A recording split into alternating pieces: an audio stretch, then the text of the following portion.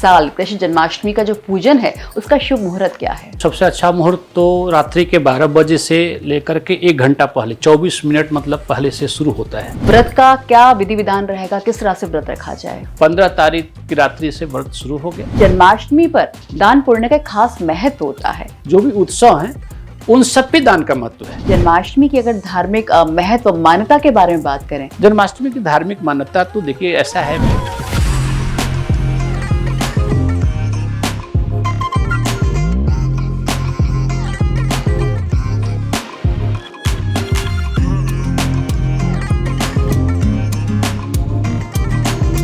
नमस्कार, आप देख रहे हैं भारत एक्सप्रेस। मैं हूं आपके साथ आरती पाठक। हर साल भाद्रपद कृष्ण अष्टमी पर जन्माष्टमी मनाई जाती है। लंबे समय के बाद इस बार जन्माष्टमी पर गृहस्थ और वैष्णव एक साथ जन्मोत्सव मनाएंगे और व्रत रखेंगे। भगवान श्री कृष्ण का जन्म भाद्रपद मास के कृष्ण पक्ष अष्टमी तिथि और रोहिणी नक्षत्र में मध्यरात्रि को हुआ था। इस साल की जन्माष्टमी पर काफी शुभ संयोग बन रहे हैं। जन्माष्टमी के दिन सर्वार्थ सिद्धि व अमृत सिद्धि का अद्भुत योग बन रहा है। कान्हा के जन्मोत्सव को कैसे मनाएं, आइए जानते हैं कृष्ण जन्माष्टमी व्रत और पूजन की तारीख, तरीका, नियम और उससे होने वाले फायदे। हमारे साथ स्टूडियो में मौजूद हैं आचार्य गोविंद जी। आचार्य जी, बहुत बहुत स्वागत है आपका भारत एक्सप्रेस में। धन्यवाद। सबसे पहले आपसे जानना चाहेंगे कि इस साल कृष्ण जन्माष्टमी का जो पूजन है उसका शुभ मुहूर्त क्या है? देखिए, कृष्ण जन्माष्टमी तो भाद्रपद के अष्टमी को ही होती है कृष्ण पक्ष में। तो सबसे अच्छा मुहूर्त तो रात्रि के 12 बजे से लेकर के 1 घंटा पहले 24 मिनट मतलब पहले से शुरू होता है जी। इसको एक घड़ी बोलते हैं। अच्छा। संस्कृत में एक घड़ी का मतलब 24 मिनट। तो 24 मिनट पहले से पूजन की प्रक्रिया शुरू हो जाती है जी। क्योंकि मध्यरात्रि में भगवान का जन्मोत्सव मनाया जाता है। तो उससे 24 मिनट पहले प्रक्रिया शुरू हो जाएगी। वैसे इस वर्ष बहुत ही अच्छा मुहूर्त है क्योंकि अष्टमी पूरे सुबह से लेकर रात्रि तक अष्टमी है जी। और बीच में सर्वार्थ सिद्धि योग या अमृत सिद्धि योग, ये सारे योग हैं।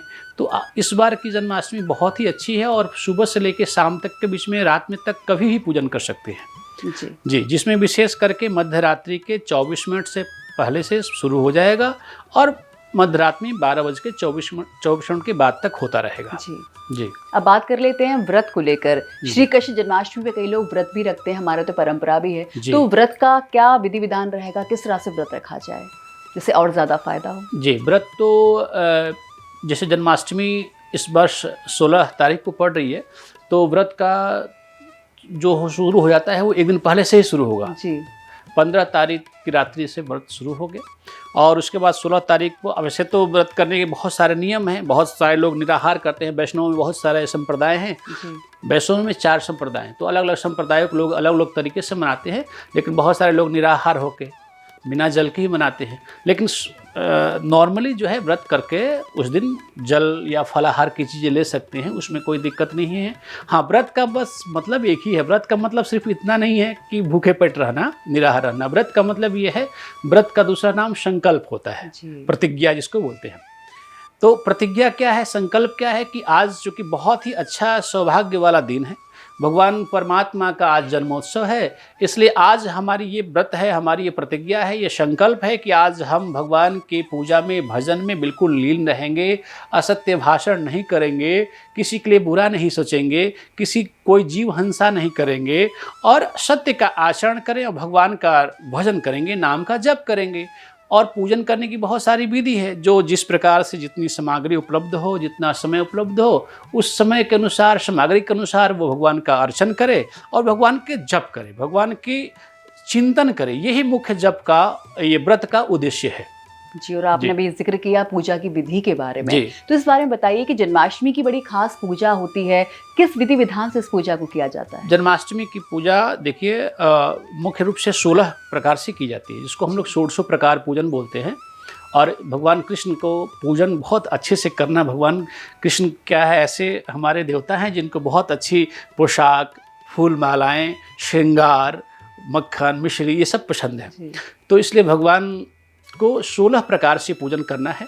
और 16 प्रकार से पूजन में सबसे पहले भगवान को ध्यान करते हैं, आवाहन करते हैं, उनको बुलाते हैं और प्रतीक के रूप में भगवान की जो मूर्ति होती है, चाहे वो लड्डू गोपाल जी की मूर्ति हो, भगवान कृष्ण की जो भी प्रतिमा हो, उनको प्रतीकात्मक रूप से भगवान स्वयं मान करके, क्योंकि ये भगवान का एक प्रतीकात्मक विग्रह है, साक्षात भगवान का विग्रह ही है, ऐसा मान करके उनको आवाहित करके अच्छे आसन पे बिठा करके उनको पुनः पाद्य करते हैं। पाद्य का मतलब होता है पैर धोना। भगवान जब आए तो उनका पैर धोने का, फिर अर्घ करते हैं, उनके हाथ धुलाते हैं, फिर मुख में आचमनी कराते हैं, फिर उनके बाद उनको स्नान कराते हैं।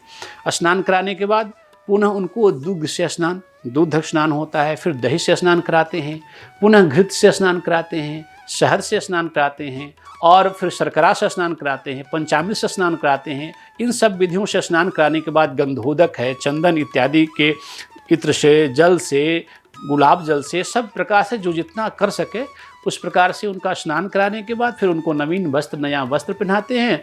और नया वस्त्र पहनाने के बाद पुनः उनको चंदन, तिलक, उनको माला, फूल इत्यादि चढ़ाते हैं। श्रृंगार की जो भी वस्तुएं हैं भगवान ठाकुर जी के लिए, कानों में कुंडल है, हाथों में कंगन है, वासुरी है, ये सब भगवान लड्डू गोपाल को अर्पित करके, पहना करके, श्रृंगार करके, और उसके बाद पुनः उनको धूप दीप इत्यादि करके नैवेद्य अर्पित करते हैं। भोज पदार्थ, जो भी भोज्य पदार्थ हो, मिष्ठान हो, मक्खन हो, मिश्री हो, उसके बाद पूरा आचमनी जल करते हैं। उनको पान है, सुपारी है, लौंग, इलायची है, ये अर्पित करते हैं।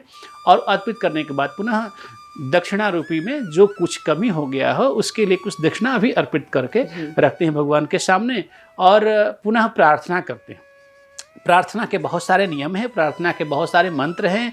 जो कोई व्यक्ति प्रार्थना कर सके संस्कृत के श्लोकों से तो वो करे, अगर कोई संस्कृत के श्लोकों से प्रार्थना नहीं कर पाए तो वो हिंदी के श्लोकों से भाव से करे, क्योंकि भावा इच्छन्ति देवा, देवता भाव के भूखे होते हैं, इसलिए भाव अच्छा होना चाहिए। और कोई मंत्र जानता हो तो बहुत बढ़िया बात है, मंत्रों से उपासना करे, अर्चन करे, स्तवन करे, और नहीं तो भगवान के मंत्रों का जप करे बैठ करके। जप करने के बाद पुनः भगवान की आरती करे, आरती करने के बाद प्रसाद इत्यादि वितरण करे। ये 16 प्रकार की विधि है, पुष्पांजलि इत्यादि करके। जी बिल्कुल सही कहा आपने, भगवान तो भाव के भूखे जी, हैं। भाव के। अगर निर्बल मन से भगवान की पूजा अर्चना की जाए तो जरूर उनका आशीर्वाद मिलता है। जी, भाव ही प्रधान है। और व्रत का तो नियम यह है कि जन्माष्टमी व्रत के लिए लिखा गया है कि जिस हमारे सनातन धर्म में जितने भी व्रत हैं उन सभी व्रतों को अगर कोई व्यक्ति अपने जीवन भर में कभी न किया हो और अपने जीवन में सिर्फ एक बार कृष्ण जन्माष्टमी का व्रत कर लिया हो, तो उस जन्माष्टमी के व्रत करने से पूरे जीवन में सारे व्रत के करने का वहाँ फल मिल जाता है। जन्माष्टमी का इतना महत्व है। जन्माष्टमी भगवान परमात्मा का पूर्ण अवतार है, पूर्ण योगों से और पूर्ण कलाओं से, इसलिए भगवान का ये परम अवतार है। इसलिए भागवत में आया विषय, भगवान के जब जन्म होने से पहले ना देवता लोग आकर का स्तुति कर रहे हैं, सत्य व्रतम, सत्य परम, त्रिसत्यम, सत्य परम, परम सत्य है, सत्य ही नहीं, सत्य परम सत्य बोला भगवान को। तो परम सत्य, त्रिसत्यम, तो ऐसे भगवान जो सत्य स्वरूप है, ऐसे भगवान का जन्म उत्सव, सारे व्रत जितने भी व्रत इस हमारे सनातन धर्म में हैं, सभी व्रतों से सर्वोपरि व्रत माना जाता है। और इस एक व्रत को करने से सारे व्रत करने का पुण्य फल जो है वो प्राप्त हो जाता है। तो बहुत खास बात आपने दर्शकों को बताया कि इस व्रत से बाकी सब व्रत ना करें, लेकिन ये व्रत काफी अहम होता है। तो आचार्य जी, जन्माष्टमी एक खास त्योहार है हमारे हिंदू धर्म में, भगवान कृष्ण के जन्म को मनाया जाता है। इस बारे में आप और भी बातें बताइए। देखिए, जन्माष्टमी के लिए तो पुराणों में बहुत सारी बातें आई हैं। खास करके भगवान कृष्ण के लिए सबसे जो प्रमाणिक और सबसे अच्छा ग्रंथ है वो श्रीमद् भागवत महापुराण है।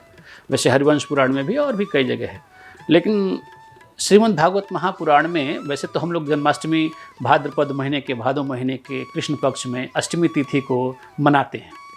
और अलग अलग संप्रदाय, विष्णु संप्रदाय में एक संप्रदाय ऐसा है जो भगवान के जन्म अष्टमी को न मना करके रोहिणी नक्षत्र को देखता है कि रोहिणी नक्षत्र कब हो रहा है, तो उस दिन वो लोग मनाते हैं। बात एक ही है, उससे कोई दिक्कत नहीं है। लेकिन भगवान का जन्म उस दिन रोहिणी नक्षत्र था, बुधवार दिन था, भादो का महीना था, ऐसा और पुराणों में तो लिखा, हरिवंश पुराण इत्यादि में कहीं लिखा। लेकिन भागवत जो भगवान कृष्ण का गाथा और कथा करता है उसमें स्पष्ट रूप से नहीं लिखा कि भगवान का जन्म भादो में ही अष्टमी को हुआ। लेकिन विद्वान लोग और जो मनीषी लोग हैं, जो महात्मा लोग हैं, संत लोग हैं, जो हमारे पुरातत्व लोग हैं, वो सब इस बात को बताते हैं। उसमें श्लोक लिखा कि अथ सर्वगुणोपेतो काल परम शोभन, तो वो निकालते हैं, इन श्लोकों से निकालते हैं कि भगवान का जन्म भाद्रपद में ही हुआ, अष्टमी तिथि थी। तो उसमें लिखा अथ सर्वगुणोपेतो। अब जो है, अथ का मतलब होता है अब, अथ शब्द होता है ब्रह्म का सूचक शब्द होता है। तो जैसे अब इसमें कैसे इस शब्द, इस एक श्लोक से विद्वानों ने ये निकाला कि वो भाद्रपद का महीना था। तो सर्वगुणोपेतो का मतलब हुआ कि सभी गुण उपस्थित हो गए। काल मतलब समय, वो समय आया जब पुराण पुरुषोत्तम सत्य, परम सत्य का आने का सबसे अच्छा समय, सबसे कल्याणप्रद समय, सबसे कल्याण वाला देने वाला समय आ गया। तो कल्याण को संस्कृत में भद्र बोलते हैं। तो संतों ने, विद्वानों ने ये मत दिया कि भद्र एवं भाद्र, भद्र ही भाद्र है। जैसे भगवान कृष्ण का एक नाम आपने देखा होगा वासुदेव है। तो वासुदेव का मतलब क्या हुआ? वासुदेव का मतलब होता है वसुदेव से जो जन्म लिया उसे वासुदेव कहते हैं। ऐसे ही सूर्य भगवान का एक नाम काश्यपेय है। काश्यपेय का मतलब कश्यप से जो जन्म लिया उसको काश्यपेय कहते हैं। ऐसे भगवान कृष्ण जो है, जन्म के समय जब महीना की बात आई तो कहा भद्र। जब सारे गुण इकट्ठे हो गए, सारा पृथ्वी कल्याण में हो गया, तब भगवान का जन्म उस माह में हुआ। इसका मतलब वो भाद्रपद महीना था, भद्र करने वाला, कल्याण करने वाला था। तो इस प्रकार से तो भादो महीना निकाला गया। फिर लिखा कि जन्म यही जन्म रक्षम। जन्म नक्षत्र कैसे? तो जन्म नक्षत्र रोहिणी नक्षत्र कैसे हुआ? तो बोले जो ब्रह्मा का जन्म नक्षत्र था। स्पष्ट मैं बस यही कहना चाहता हूँ कि बाकी पुराणों में तो इसमें निर्विवाद है कि हाँ कोई दिक्कत नहीं है, भाद्रपद ही था, अष्टमी तिथि ही थी, बुधवार दिन ही था, रोहिणी नक्षत्र था। लेकिन भागवत श्लोक चूंकि बड़ा ही अत्यंत क्लिष्ट ग्रंथ माना जाता है, तो उसमें स्पष्ट तो नहीं दिया, लेकिन उसके श्लोकों से उसका अर्थ निकाला जाता है। तो ब्रह्मा का जो नक्षत्र था, तो ब्रह्मा का नक्षत्र रोहिणी नक्षत्र होता है, तो रोहिणी नक्षत्र उस दिन था। इस प्रकार से श्लोक हैं। तमद, उसमें लिखा है निशीथ है तम उद्भूते जायमाने जनार्दन। निशीथ है। अब ये कैसे पता लगे कि भगवान का जन्म कब हुआ? तो रात्रि में हुआ। निशीथ है, निशीथ बोलते हैं रात्रि को। निशीथ में तम उद्भूते, तम मतलब अंधेरा। अंधेरा जब छंट रहा था, अंधेरा जब खत्म हो रहा था और जब उजाला हो रहा था। तो आप देखेंगे कि भादो के महीने में अष्टमी तिथि को अंधेरा ठीक 12 बजे हटता है। ठीक 12 बजे अंधेरा छट करके और उजाला होगा। इसका मतलब इस श्लोक से ये अर्थ निकाला गया कि निशीथे तम उद्भूते, जब निशित मतलब अंधेरा छट के उजाला हो रहा था, तब भगवान का जायमाने जनार्दन, तब भगवान जनार्दन आए। तो इस श्लोक से ये सिद्ध हो गया कि भगवान का जन्म रात्रि के ठीक 12 बजे हुआ जी। तो इस प्रकार से बुधवार, ये सारी चीज़ें इस निकाला जाता है। और ये तो निर्विवाद है कि भगवान का जन्म हम सनातनियों के लिए बहुत बड़ा एक त्यौहार है। इससे बड़ा त्यौहार नहीं हो सकता, इसलिए कि पुराण पुरुषोत्तम भगवान योगेश्वर कहा गया है। भगवान श्री कृष्ण को योगेश्वर, भगवान कृष्ण हमारे सब मानव जीवन के लिए, उन्होंने हमारे लिए शिक्षा, कूटनीति, शिक्षा नीति, धर्म नीति, राजनीति, सभी विषयों का समन्वय करके उन्होंने इकट्ठा एक जगह दिया। इसलिए भगवान श्री कृष्ण क्या है? भगवान श्री कृष्ण सिर्फ हमारे लिए भगवान ही नहीं है, हमारे लिए भगवान के अलावा हमारे लिए शिक्षक हैं, हमारे लिए गुरु हैं, हमारे लिए योगी हैं। वो जिन्होंने हमारे लिए योग का मार्ग, हमारे लिए शिक्षा का मार्ग, राजनीति का मार्ग, धर्म का मार्ग, सभी चीज़ों का मार्ग हमें इकट्ठा एक जगह एक अवतार में उन्होंने दिखा दिया। बिल्कुल।